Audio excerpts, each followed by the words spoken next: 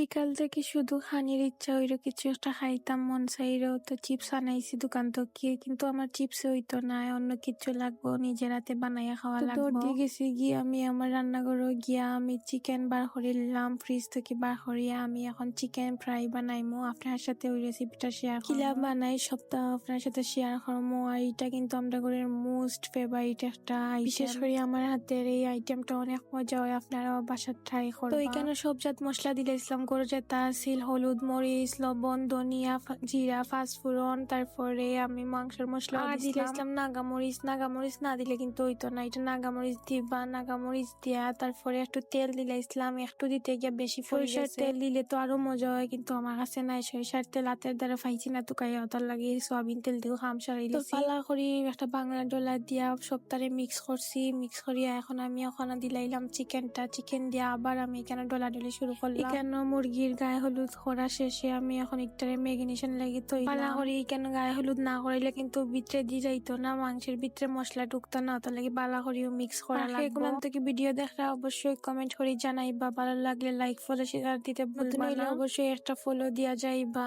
তো ভুলে গেছিলাম আমি পুদিনা পাতা আর কাঁচামরিচের একটা পেস্ট বানিয়ে দিতাম, তারপরে লইলাম বালা টিকে এগুলো আমি শেষে দিলাম, ভর্তা বানাই দিছি। তো ভর্তা এগুলো আমি সুন্দর করে এখন চিকেনের মধ্যে আসলে আইটেমটারে জাল বানানোর চেষ্টা করলাম। আমি গুঁড়া মরিচ দিছি, নাগা মরিচ দিছি, কাঁচা মরিচ দিছি, সব মরিচ দিয়া একবারে বালা টিকে ম্যারিনেশন করে তৈছি, যাতে এটার ভিতরে মশলাটা ঢুকে। আবার আমি এটারে বালা করে মিক্স করবো, যাতে কাঁচা মরিচটা আর পুদিনা পাতাটা ভিতরে দিয়ে যায়। পুদিনা পাতার গ্রানটা কিন্তু সেই, আমি সপ্তাহের মাঝে পুদিনা পাতা দেওয়ার চেষ্টা করি, এটা কিন্তু বালাও খানি আর দিলেও মজা লাগে। পুদিনা পাতার চা খেয়ে খাই না, অবশ্যই কমেন্ট করে জানাইবা, আমার তো অনেক ভালো লাগে। এটা কিন্তু আমার বাগান থেকে আনিয়া দিছি, মানে ছাদ বাগান। তো আমি এখানে চিকেনটারে একটা প্যানের মাঝে দিলাইলাম, দিয়া একটু পানি দিলাইছি, পানি দিয়ে হালকা একটারে আমি সিদ্ধ করি, হালকাই সিদ্ধ করবা আর বাকিটা ফ্রাই হবে এমন বাটে সিদ্ধ করবা। তো এখানে আমি লইছি ময়দার মধ্যে দিলাইছিলাম গুঁড়া মরিচ, তারপরে একটু সামান্য পরিমাণে চিকেনের মধ্যে কিন্তু লবণ দিছি, অত লাগে একটু কমাইয়া দিছি লবণটা, মানে পরিমাণ অনুযায়ী যতটুকু লাগে। তারপরে এখানে আমি কুট করে দিছি, তারপরে আমি এখানে